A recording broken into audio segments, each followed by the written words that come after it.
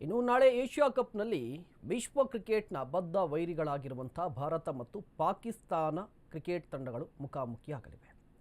Dubai ಅಂತಾರಾಷ್ಟ್ರೀಯ ಸ್ಟೇಡಿಯಂನಲ್ಲಿ ಪಂದ್ಯ ನಡೆಯುತ್ತೆ. ಮೇಲ್ನೋಟಕ್ಕೆ ಭಾರತ ಬಲಿಷ್ಠವಾಗಿ ಕಾಣಿಸ್ತಾ ಇದೆ. ಭಾರತ ಮತ್ತು ಪಾಕಿಸ್ತಾನದ ನಡುವೆ ಇದುವರೆಗೂ 13 T20 ಅಂತಾರಾಷ್ಟ್ರೀಯ ಪಂದ್ಯಗಳು ನಡೆದಿವೆ. ಅದರಲ್ಲಿ ಭಾರತ ಮೇಲುಗೈಯನ್ನು ಸಾಧಿಸಿದೆ. ಬರೋಬ್ಬರಿ 10 ಪಂದ್ಯಗಳಲ್ಲಿ ಗೆದ್ದಿದೆ. ಪಾಕಿಸ್ತಾನ 3 ಬಾರಿ ಮಾತ್ರ ಗೆಲುವನ್ನು ಸಾಧಿಸಿದೆ. ಟೀಮ್ ಇಂಡಿಯಾದ ಬ್ಯಾಟಿಂಗ್ ಮತ್ತು ಬೌಲಿಂಗ್ ಕಾಂಬಿನೇಷನ್ ಕೂಡ ತುಂಬ ಸ್ಟ್ರಾಂಗ್ ಆಗಿದೆ.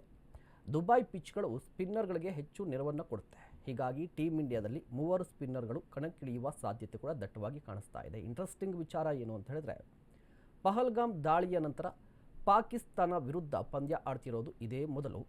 ಆದರೆ ಆಕ್ರೋಶ ವ್ಯಕ್ತವಾಗ್ತಾ ಇದೆ. ಶಿವಸೇನೆಯ ಉದ್ಧವ್ ಠಾಕ್ರೆ ಬಣ AAP ಕಾರ್ಯಕರ್ತರು ಕಿಡಿಕಾರ್ತಾ ಇದ್ದಾರೆ.